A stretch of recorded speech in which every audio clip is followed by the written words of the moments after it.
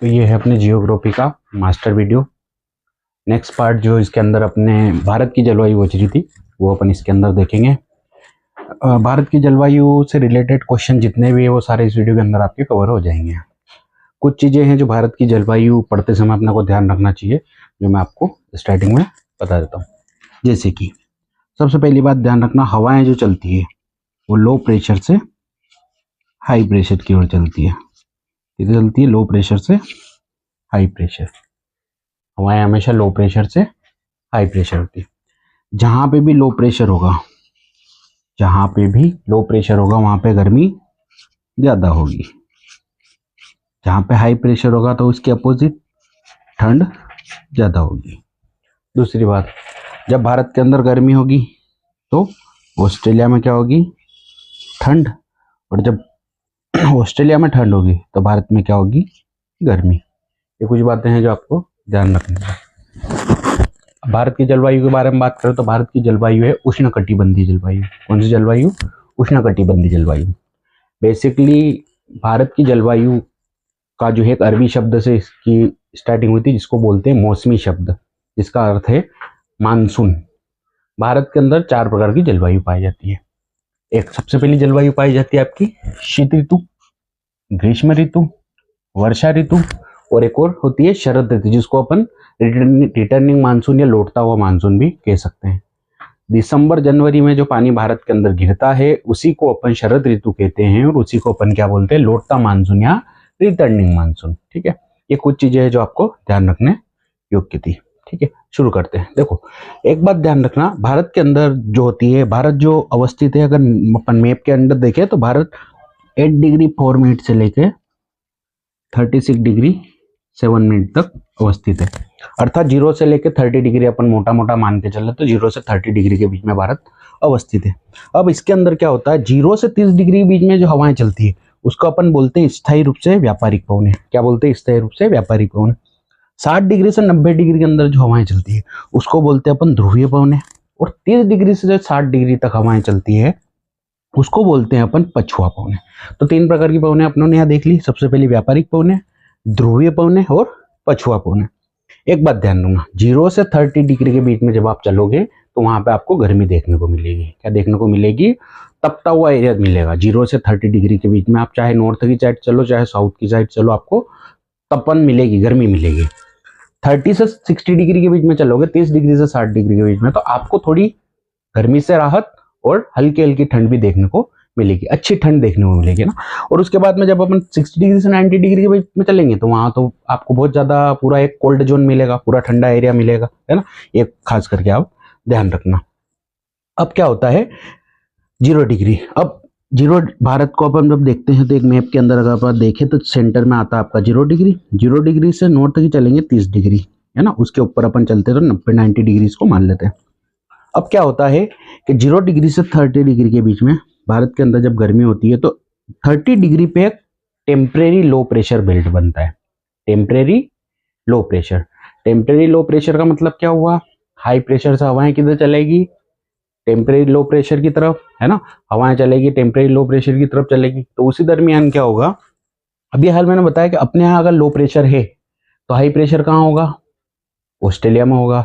और ऑस्ट्रेलिया से हवाएं किधर चलेगी? हाई प्रेशर से लो प्रेशर। तो जब ऑस्ट्रेलिया से हवाएं चलेगी तो सबसे पहले परमानेंट लो प्रेशर पर हवा आएगी। और परमानेंट लो प्रेशर का बनता है आपका 0 डिग्री पे। 0 डिग्री पे बनेगा, सबसे पहले हवाएं चलेगी हाई प्रेशर से लो प्रेशर, मतलब 30 डिग्री साउथ से ऑस्ट्रेलिया से कहाँ चलेगी? 0 डिग्री नॉर्थ की तरफ चलेगी। तो उसमें क्या होगा, हवाएं लो प्रेशर पे आएगी और वहां पे जाके आपका लगभग क्या होगा, वहां पे कॉर्नवालिस प्रेशर लगेगा। और कॉर्नवालिस प्रेशर के कारण क्या होगी, हवाएं अपनी दिशा से क्या हो जाएगी? विक्षेपित हो जाएगी, जो क्या होगा, डायरेक्शन चेंज हो जाएगा, जिसके कारण आती हुई हवाएं कहाँ आ जाएगी? आपके केरल के तट पे आएगी। और केरल के तट से भारत के अंदर इंटर्ड मानसून करेगा, जिसको अपन 1 जून के अंदर देखते हैं। ठीक है ना। केरल पे अपन क्या देखते हैं? 1 जून को अपन भारत के अंदर मानसून इंटर्ड कर जाता है। ठीक है, ये कुछ चीजें थी जो समझने योग्य थी। एक और ध्यान रखना, जिस दिशा से हवा आ रही होती है उसी से उस दिशा का नाम होता है। ठीक है ना। जैसे भारत में सबसे ज्यादा पानी कहाँ से गिरता है, तो अपन देखते हैं एक तो साउथ, और शायद में साथ साथ में अपन देखते हैं वेस्ट जोन से। तो अपन क्या बोलते हैं भारत के अंदर, साउथ वेस्ट मानसून भारत में सबसे ज्यादा पानी गिराता है। ये बात आप ध्यान रखना थोड़ा सा, ठीक है। भारत में मानसून अंडमान निकोबार को 25 मई को आ जाता है, केरल के अंदर 1 जून, और संपूर्ण भारत के अंदर 15 जुलाई तक पूरे भारत के अंदर पानी गिर जाता है, ठीक है ना। ये चीज थोड़ी सी ध्यान रखना। चलो थोड़ा और आगे चलते हैं। जब हवाएं दक्षिण पश्चिम से भारत में प्रवेश करती है, उसी दौरान उन हवाओं में कॉर्नवालिस बल लगता है। अभी हाल मैंने बताया, जब हवाएं ऑस्ट्रेलिया से 0 डिग्री पे आएगी और 0 डिग्री पे क्या लगेगा, आपका कॉर्नवालिस प्रेशर लगेगा, जिसके कारण वह हवाएं क्या करेगी, अपनी दिशा से दाईं और विक्षेपित हो जाएगी। यह दक्षिण पश्चिम मानसून के रूप में भारत में प्रवेश करती है। दक्षिण पश्चिम रूप से इधर से भारत के केरल के अंदर इंटर्ड होगी, केरल से भारत के अंदर हवाएं इंटर्ड होगी, ठीक है। अब दो ब्रांचों से भारत के अंदर पानी गिरता है, एक तो अरब सागर की ब्रांच से, दूसरी बंगाल की खाड़ी से पानी, है ना। अब अगले 4 महीने भारत के अंदर क्या गिरेगा, झमाझम पानी गिरेगा। झमाझम मतलब केरल से होता हुआ आपका पूरा केरल से अंदर इंटर्ड करेगा, केरल से इंटर्ड करने के बाद मालवा पठार के साथ साथ होते हुए लद्दाख तक जाएगा, लद्दाख से उधर से हवाएं फिर वहां के हिमालय से साथ साथ में होती हुई कहाँ जाएगी, आपकी चेरापूंजी मासिमराम में गारो खासी जयंती है, जो वहाँ पे माउंटेन है। माउंटेन में जाने के बाद सारी हवाएं वहां रुक जाएगी, और वो जो वहाँ की चेरापूंजी मासिमराम के अंदर जो माउंटेन है वो किस आकार के हैं, फनल शेप के।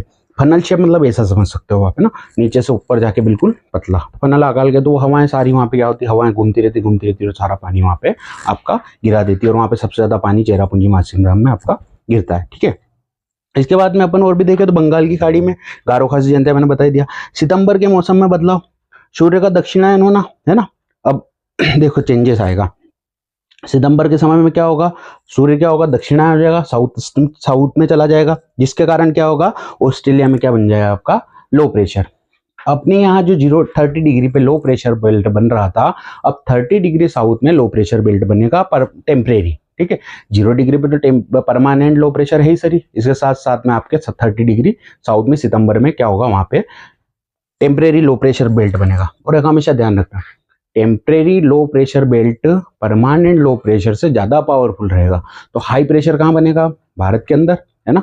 जो दिल्ली वाला मैदान है जहां पे लो प्रेशर बेल्ट बन रहा था अभी, अब वहां कौन सा बेल्ट बनेगा, हाई प्रेशर बेल्ट। हवाएं कहाँ जाएगी, हाई प्रेशर से 0 डिग्री साउथ की तरफ चलेगी, और वहां से टेम्परेरी लो प्रेशर बेल्ट ज्यादा पावरफुल रहेगा, जो अपनी और हवाओं को आकर्षित करेगा, और सारी हवाएं कहाँ चली जाएगी, आपकी ऑस्ट्रेलिया में, साथ साथ में पानी लेती हुई सारी जाएगी। तो अपने अपने क्या हो जाएगी, ठंड आ जाएगी, है ना।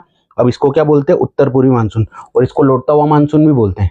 जब हवाएं लौटेगी तो क्या करेगी, वो बंगाल की खाड़ी से कुछ पानी ले लेगी, और चेन्नई वाले एरिया, जो आपका चेन्नई वाला ये वाला जो एरिया रहेगा, यहाँ पे बहुत सारा पानी गिराएगा, जिसको अपन दिसंबर जनवरी के समय में जो पानी गिरता है उसी के कारण गिरता है ना।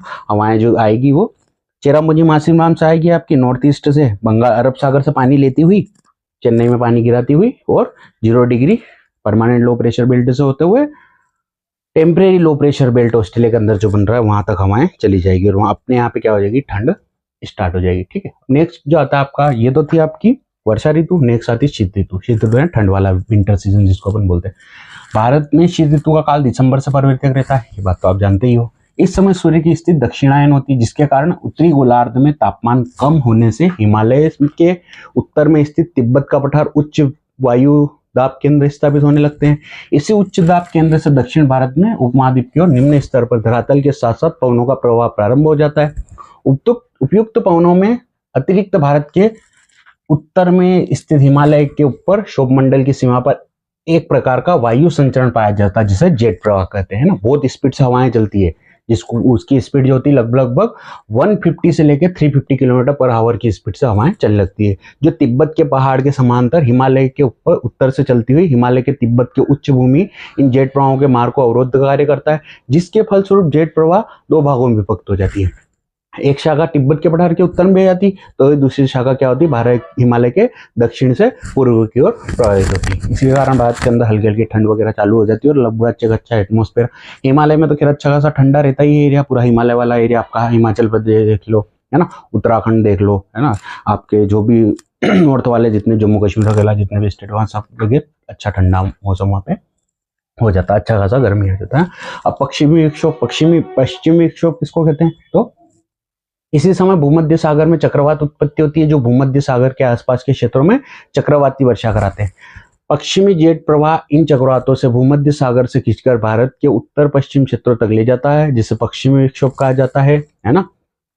इसी माध्यम से भारत में कुछ उत्तर पश्चिम क्षेत्रों, पंजाब, जम्मू कश्मीर, हिमाचल प्रदेश शीतकालीन वर्षा होती है ना।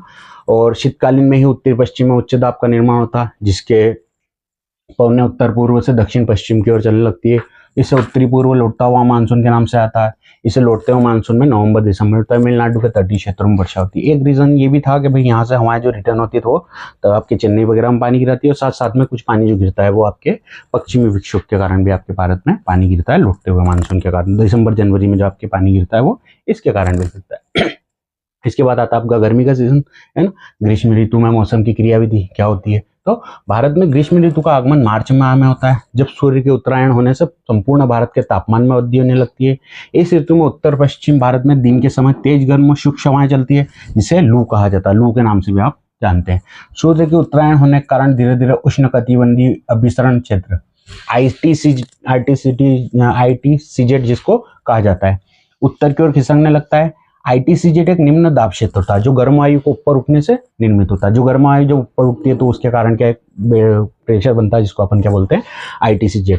इसी को मानसूनी गर्त भी कहा जाता है। मार्च अप्रैल में तापमान वृद्धि के कारण स्थलीय शुष्क एवं गर्म पवनें जब समुद्री आर्द्र पवनों से मिलती है तो कुछ जगहों पर प्रचंड तूफान के साथ वर्षा होती है। इस वर्षा को मानसून वर्षा कहा जाता है ना, मानसून वर्षा, जिसे भारत के अलग अलग भागों में अलग अलग नाम से आता है ना। जैसे नार्वेस्टर कहा जाता है, काल बैसाखी, चेरी ब्लाम, है ना, आम्र वर्षा और बोर्डा चिला भी इस नाम से जाना जाता है। इसके बाद भी ध्यान रखना, ठीक है। देखो नार्वेस्टर कहाँ कहा जाता है, इससे क्वेश्चन सीधे सीधे आते, ध्यान रखना एग्जाम में। जैसे नार्वेस्टर, यह मानसून पूर्व वर्षा पश्चिमी बंगाल, बिहार, झारखंड, उड़ीसा के कुछ क्षेत्रों में होती है, जो चाय, जूट और चावल की खेती के लिए लाभप्रद होती है। जैसे क्वेश्चन ये आ सकता है आपके एग्जाम में कि नार्वेस्टर किसे कहा जाता है, कौन से स्टेट में नार्वेस्टर कहा जाता है, या नार्वेस्टर कौन सी फसल के लिए ज्यादा फायदेमंद होता है। इससे रिलेटेड क्वेश्चन आपके हो सकते हैं। काल बैसाखी कहाँ कहा जाता है? ये पश्चिम बंगाल के वैशाख के महीने में भयंकर विनाशकारी वर्षा उपयुक्त पवने, जिसका अर्थ वैशाख के महीने में आने वाली तबाही। काल बैसाखी का मतलब होता है वैशाख के महीने में आने वाली भारी तबाही, जिसको अपन काल बैसाखी कहते हैं। चेरी ब्लम, है ना, चेरी ब्लम कहा जाता है। कर्नाटक व केरल में होने वाली मानसूनी पूर्व वर्षा जो कॉफी के फूलों को खिलने में सहायक होती है। कॉफी के फूल इसी से खिलते, ध्यान रखना है, वर्षा के कारण ही फायदा होता है। उसके बाद आम्र वर्षा, दक्षिण भारत में मुख्यतः केरल तथा कर्नाटक में होने वाली मानसून की पूर्व वर्षा जो आमों के व बेरों में आमों को जल्दी पकने में सहायता करती है ना, ध्यान रखना। चाय वर्षा, असम में होने वाली मानसून वर्षा जो चाय की खेती के लिए लाभप्रद होती है। साथ साथ में बोर्डा चिला, यह भी असम में होने वाली मानसून पूर्व वर्षा होती है, जो नार्वेस्टर का स्थायी नाम है। वहाँ का नार्वेस्टर का स्थायी नाम क्या है? बोर्डा चिला, है ना, ठीक है। अब भारतीय मानसून को प्रभावित करने वाले कारक कौन कौन से, थोड़े से वो देखते हैं, है ना। जैसे एल नीनो, ला नीनो, है ना, ये थोड़े से नाम है, सुनने में थोड़ा अजीब लगते हैं लेकिन बहुत इंपॉर्टेंट है एग्जाम में से। तो क्या होता है एल नीनो?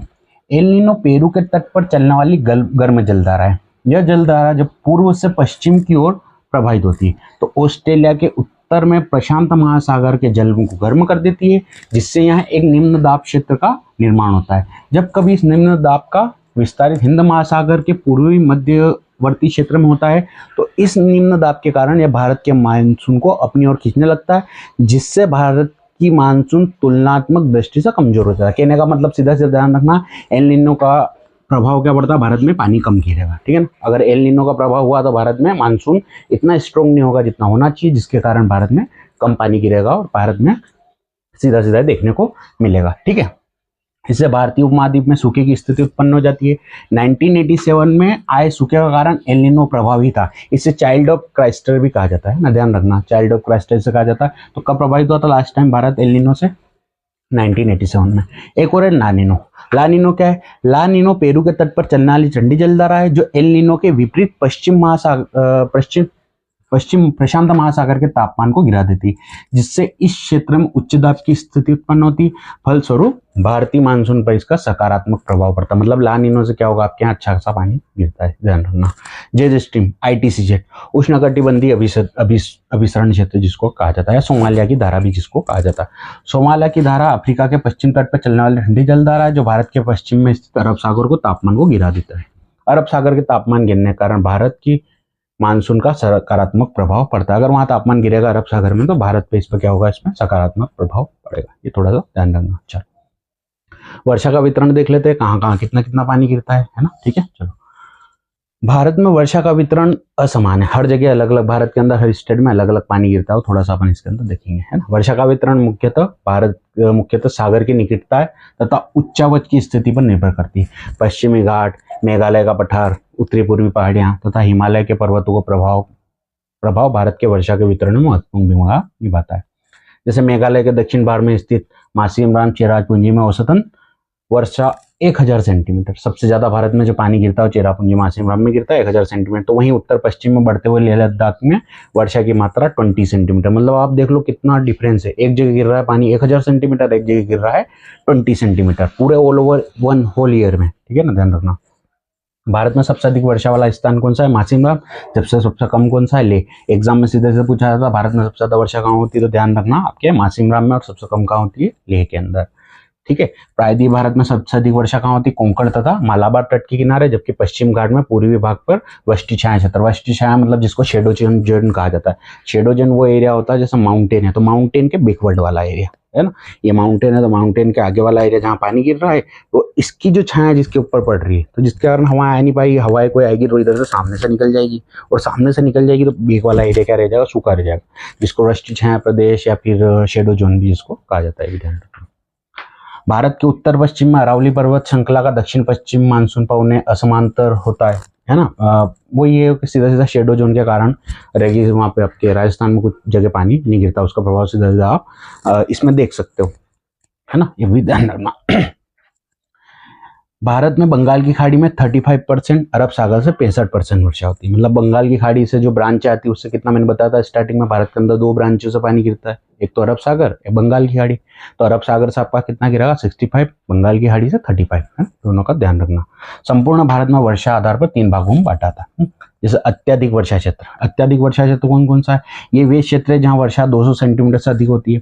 जहां जहां भी पानी 200 सेंटीमीटर से ज्यादा पानी गिरेगा वो अत्यधिक वर्षा वाला क्षेत्र होता है ना। इसके अंदर पश्चिमी तट, पश्चिमी घाट, उत्तर पूर्व का हिमालय क्षेत्र, मेघालय की पहाड़ियां आती है। तो चेरापूंजी मासिमराम में तो 1000 सेंटीमीटर से अधिक वर्षा होती है ना। इन क्षेत्रों में अधिक वर्षा होने के कारण इनका पवनाभिमुख ढाल पर स्थित होता है। मतलब वो एक तरीके से वही फनल आकार की वहां पहाड़ियां, जिसके कारण वहां पे ज्यादातर पानी गिरता है।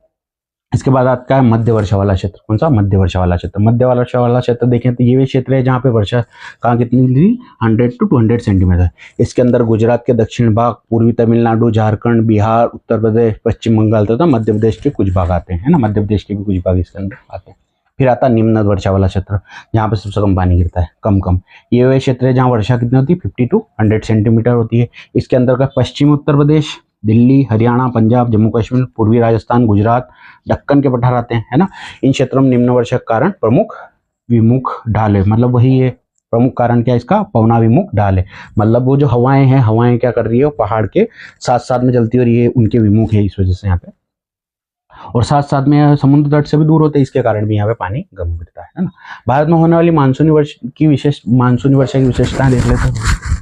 दक्षिण पश्चिम मानसून से प्राप्त होने वाली वर्षा जून सितंबर के दौरान होती है। वर्षा का भारत में विभिन्न क्षेत्रों में असमान वितरण है, साथ ही इसका वितरण संपूर्ण वर्ष में एक समान नहीं है। भारत में अधिकतर वर्षा 2 या 3 माह में होती है तथा शेष महीने प्राय शुष्क रहते हैं।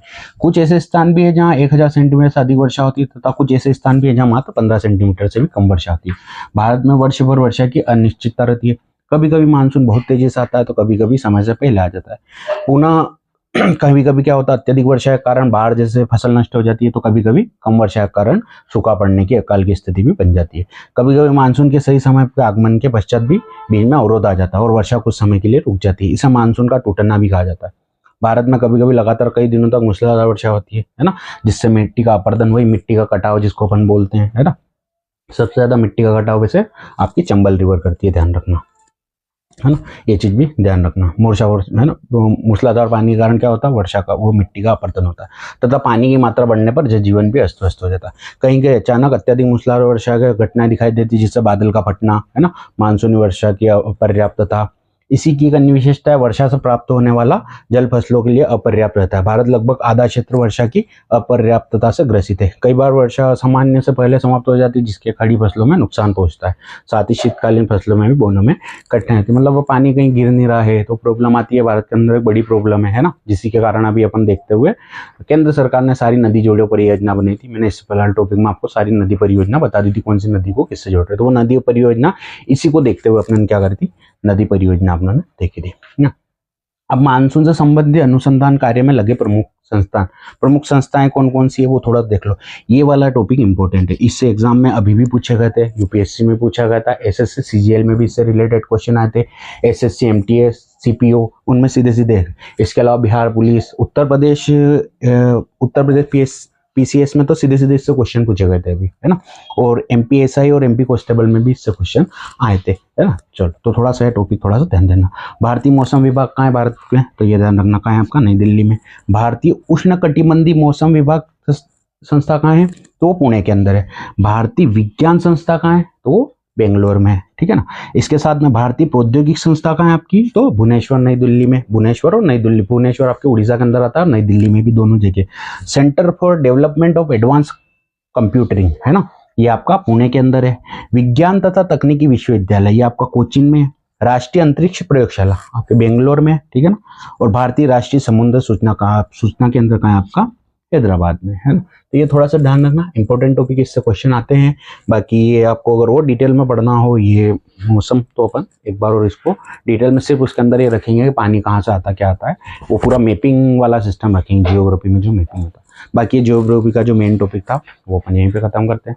आने वाले समय में जो अपन स्टार्ट कर रहे हैं, नई सीरीज स्टार्ट कर रहे हैं, वो अपन हिस्ट्री, और एक तो हिस्ट्री से क्वेश्चन, हिस्ट्री का टॉपिक स्टार्ट करेंगे, और एक और टॉपिक जो स्टार्ट करेंगे वो रीजनिंग करेंगे। रीजनिंग में क्लॉक कैलेंडर, है ना, ब्लड रिलेशन, जो एग्जाम में सीधे सीधे क्वेश्चन आते हैं और बहुत ईजी होता है। कोशिश करेंगे कि डेली आपको डेली वीडियो मिले, है ना। कोशिश तो मैं भी करता हूँ कि डेली मिले, लेकिन कुछ समस्याएं रहती है जिसके कारण वीडियो समय समय पर अपलोड नहीं हो पाते, है ना। लेकिन फिर भी कोशिश करेंगे कि ये टॉपिक जल्दी से जल्दी अपन शुरू करें, और फिर इनकी एक सीरीज पूरी लगातार, ज़्यादा नहीं लेकिन हाँ 15 मिनट 20 मिनट 15 मिनट 20 मिनट का अपन वीडियो बना के डालते रहेंगे, जिसके कारण कि आपकी आपको एग्जाम में बेनिफिट मिलते रहेंगे।